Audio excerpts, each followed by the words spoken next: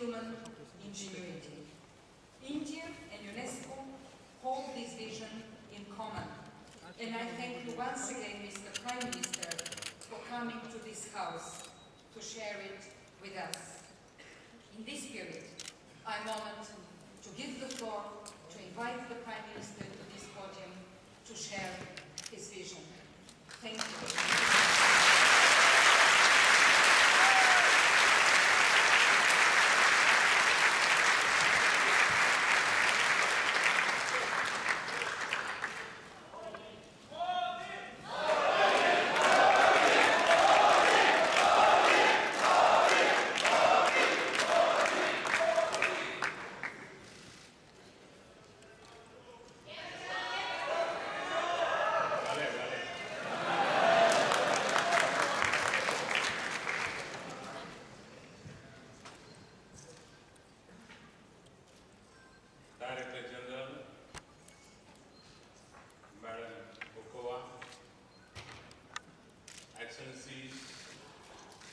Ladies and gentlemen,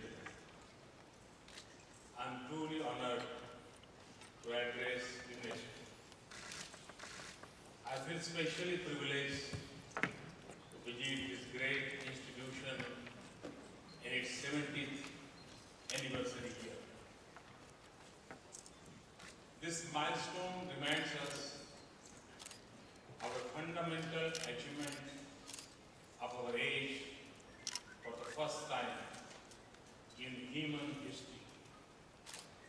We have an organization for the entire world, the United Nations. And through the sweeping change of this decade, through many challenges of our times and the great progress of this era, the organization has endured and grown. There have been doubts and skepticism. There is need for urgent reforms, but for the nations that came together at its birth, and for 3 times as many that joined it later, there is one unshakable belief. Our world is and will remain a better place because of the United Nations. It is this faith that has given birth to so many of its institutions that deal with every aspect of human challenges. Our collective goal is to seek a peaceful and prosperous future for our world in which every nation has a voice, all peoples have an identity, all cultures are flowers in garden, every human being has a life of dignity, every child a future of opportunity, and our planet the chance to preserve its glory. No organization serves our cause more than this one. The seeds of our collective destiny are sown in human minds. It is nurtured by the light of education and the spirit of inquiry. It makes progress through the marvels of science, and it draws strength from the basic character of nature, that harmony and unity in diversity. That is why UNESCO was among the first missions of the United Nations. That is why India values the work of UNESCO so deeply and cherishes our partnership so immensely. I am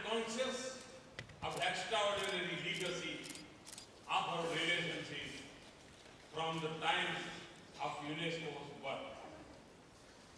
I recall Mahatma Gandhi's message to UNESCO calling for urgent action to address the needs of education to secure lasting peace.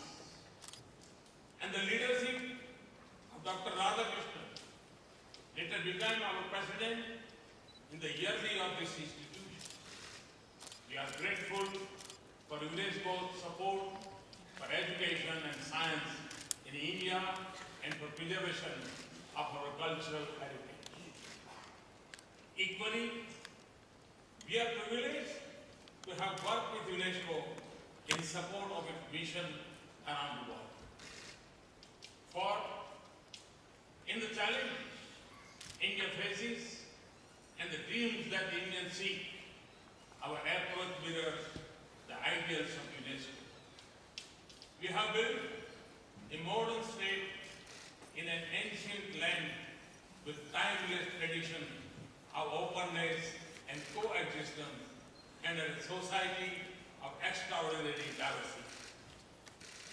The foundation of our Constitution rests on a fundamental principle: the peace and the prosperity of all is indivisible for the welfare of the individual.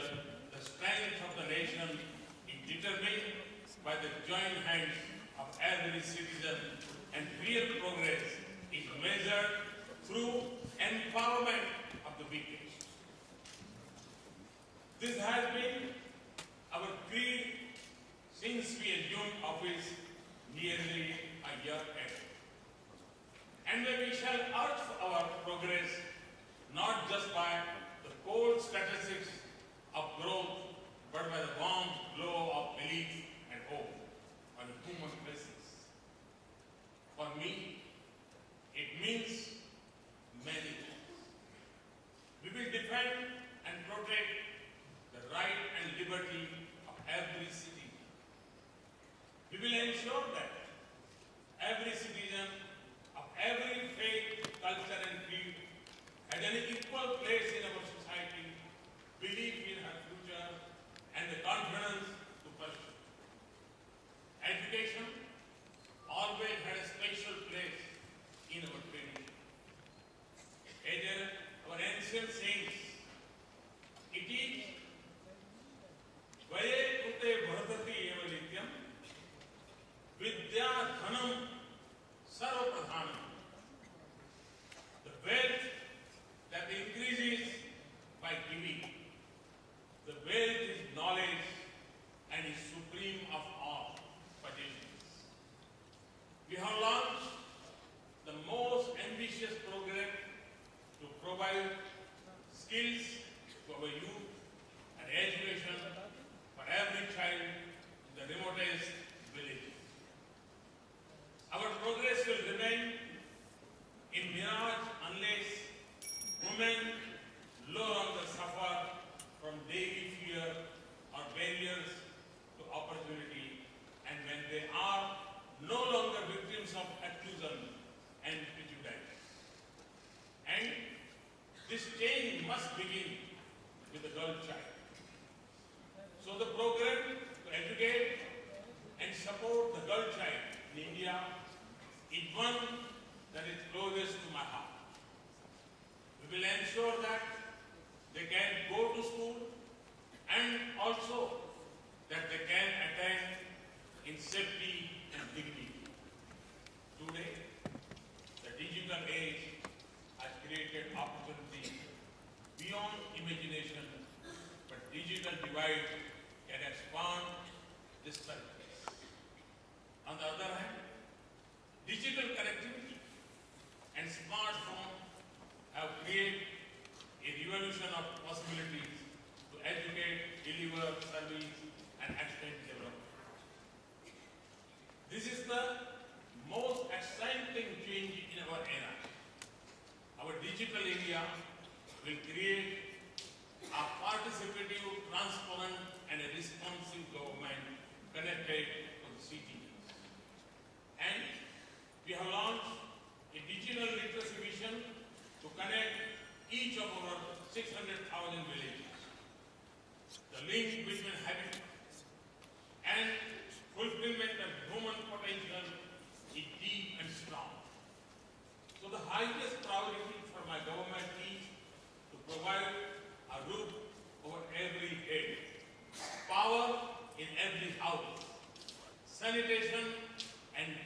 water within everyone's reach, a hope for every child to survive, and a chance to every new mother to love her child.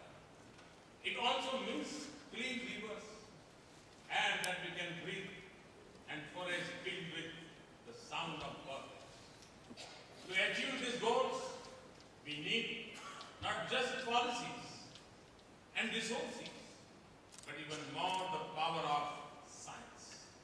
For us, science is driven by the larger purpose of human development and for a safe, sustainable, prosperous future for India. Science also unites people across borders in shared purpose. And when we share its fruits with those who do not have it, we connect lives and make our world a better place. India never forgets the help we have received in our early years. Today, we are fulfilling our responsibility to others. Therefore, science is a key priority of India's international engagement.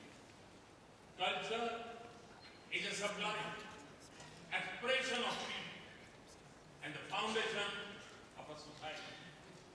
Unesco's initiative to preserve the world's cultural heritage, including in India, are inspiring. We see India's rich and diverse cultural heritage as humanity's wealth, and we will do everything to preserve it for future generations. We have launched Heritage Development and Augmentation Yojana Hriday, or Heart in Hindi, to preserve the cultural heritage of our cities. We have started a special scheme called Prasad, offering pilgrimage, rejuvenation, and spirituality augmentation guide for rejuvenation of our pilgrimage centers. Madam Chairman, I speak of our vision and initiative because in our own aspirations and efforts, we see the value of UNESCO to our world with great clarity. In the challenges of our times, we see its purpose with a sense of urgency. The fault lines in our world are shifting from the boundaries of nations into the web of our society and the streets of our cities. The threats are changing for domination by states to destruction by groups. We fight today not only about what we claim, but also for who we are. And in many parts of the world, culture remains a source of conflict. We have access to communication at the click of a mouse. We live in a world of information, yet we know that familiarity does not always lead to fraternity or reduce vigilance. When Ebola threatens an entire region, the flurry of unseasonal storms destroys crops and lives and disease, still defeat our most courageous fight. We understand how fragile we are. When we see people living at the age of existence, children shut out of classrooms and nations without the human resources to shoulder the responsibility of progress, we know that we still have a long way to go. To be sure, our world has made incredible progress over 7 decades. So our progress should inspire us to meet our challenges. UNESCO can play a vital role in addressing them. Culture must connect, not divide our world. It should be a bridge to greater respect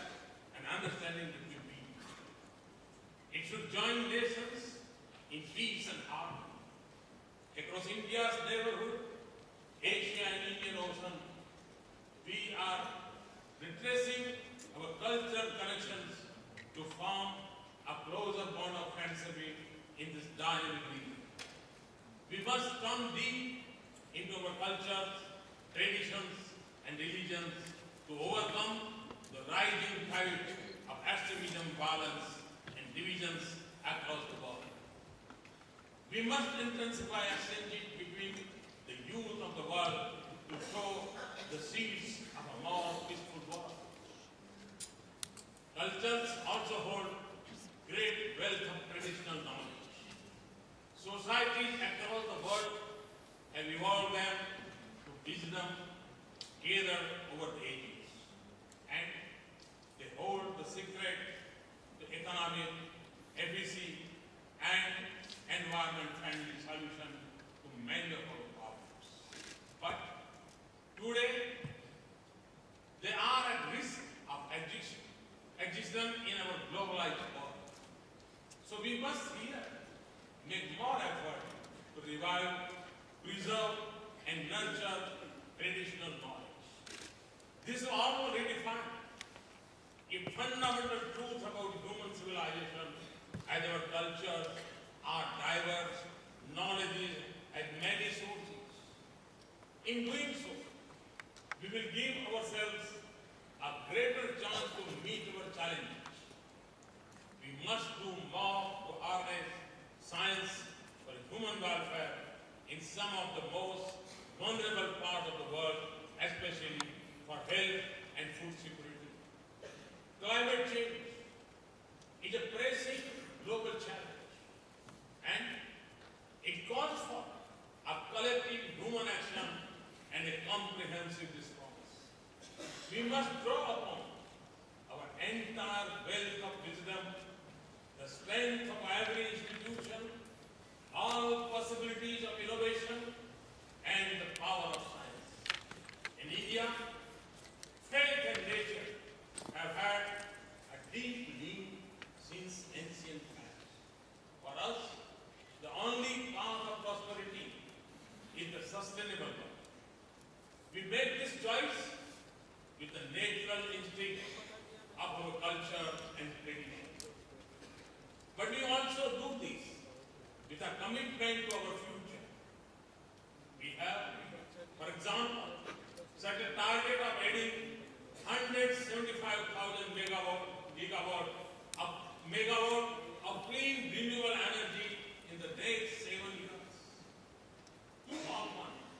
Our discussion is reduced when argument about emission cuts. But we are more likely to succeed if we offer affordable solution, not simply imposes choices. That is why I have called for global public action to develop clean energy that is affordable and accessible to all. And it is for the same reason that I call for a change in lifestyle. Because the emission reduction that we seek will be the natural outcome of how we live. And it will also mean a different path to economic well-being. It is with this vision that I have called the United Nations General Assembly last September to declare June 21st as the International Day of Yoga. Yoga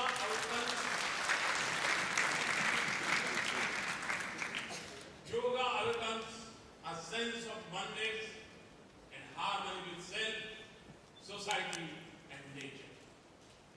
By changing our lifestyle and creating consciousness, it can help us deal with climate change and create a more balanced world.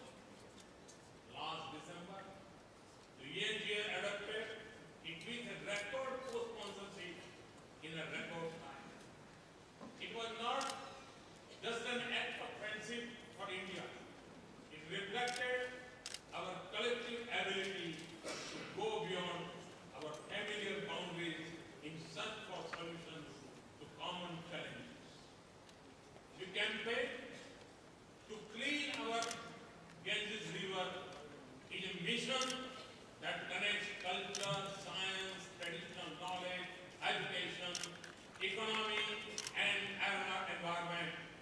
speak also about attitude and lifestyle.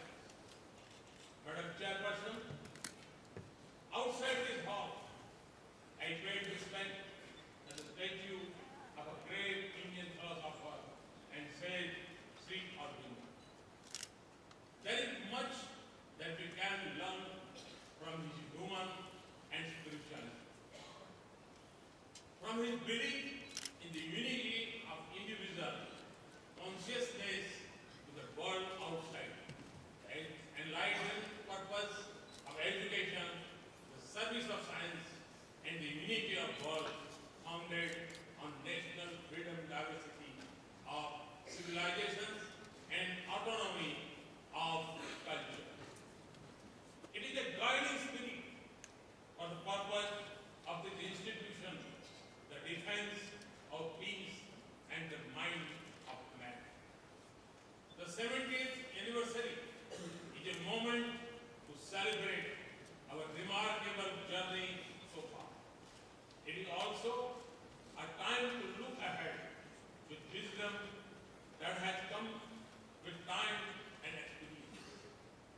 Whatever we wish to achieve at United Nations, UNESCO will always have a part to play, whether it is sustainable development or post-2015 agenda, climate change, or peace and security.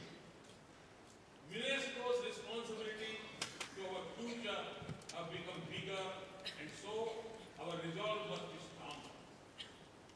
Thank you very much for this opportunity. Thanks a lot. Thank you.